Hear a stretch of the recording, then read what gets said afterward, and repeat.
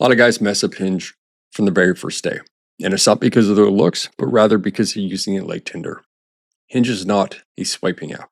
It's built around conversation and intent, meaning it rewards people who actually act seriously about meeting somebody.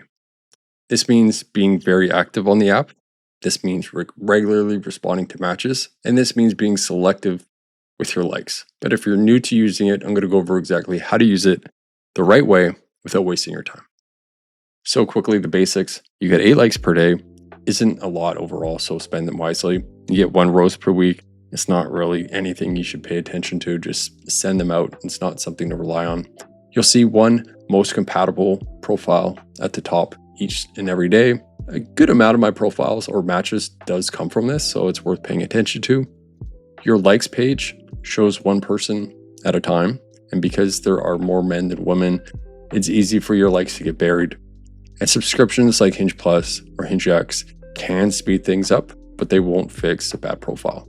Now, before you start liking profiles, set your dating intention to long-term relationship, because adding open to short is just going to push too many people away. Also set your distance and age range as deal breakers, because otherwise it will show you people who are just really far away from you, or who are way too old or way too young. Now with photos, your first one should be your best one. It's what people actually judge on for whether or not they will scroll down and see the rest of them. It should ideally be smiling, clear face shot, no sunglasses, no group photos, no weird angles. Selfies are actually completely fine. I do recommend having 1 or 2. Since Hinge requires 6, the rest should show something about you, maybe work, hobbies, lifestyle, and 1 or 2 fillers is completely fine.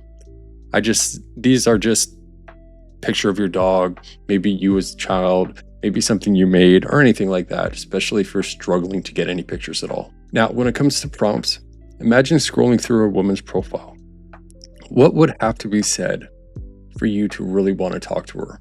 Just like excluding the pictures for a second. What would actually have to make you just want to talk to her? It wouldn't be a list of her traits. It wouldn't be of her mentioning how she likes spontaneous road trips. It would instead be something that's very highly relevant to you. Maybe you work the same job. Maybe you have the same degree. Maybe you have the same niche interest or weird hobby. That's the type of things that you should be including. And get specific with it too. Because if I saw a woman say that she likes sci-fi, I'd be like, that's great. I like it too. But if she said how she's a Trekkie, I'd be like, hell yeah, we're going to have a conversation about that. I'm going to ask her what her favorite show is, who her favorite captain is. Then there's a whole easy conversation that could be had there. So be as specific as you can. And because this is a beginner's video, I will link a video below if you kind of just need some examples of just different angles that you can take this. Now, most of my dates are set up through an evening of back and forth messaging, not like 1 per day, like an email. So try to have active chats when you can. Your first message should be something based on their profile. And I'll give you an example here. Ideally, it's something relevant to you, like we just talked about, but that's not always the case. But it's quite likely that they'll mention something that they like, something that they're interested in. And a very good idea is just to ask what exactly they like about it. And I'll show you an example. I did exactly that with F1. I know very, very little about Formula One, and it was just a very easy way to get the conversation to start to flow. And there's no hard rule, but in general, suggest a date within 10 to 12 messages. Waiting longer just won't really make a difference. Like, you have to realize a lot of people just aren't interested in meeting somebody. They just want to chat, but they're kind of on the fence. And it's just all that time that you're spending talking day in and day out to somebody. If you want to take it days or weeks, you could be putting that effort into liking more profiles, to swiping more, to using, maybe Hinge and Tinder, or Hinge and Bumble, or all 3. You want to find the women who are just very eager. That's basically what it's all about.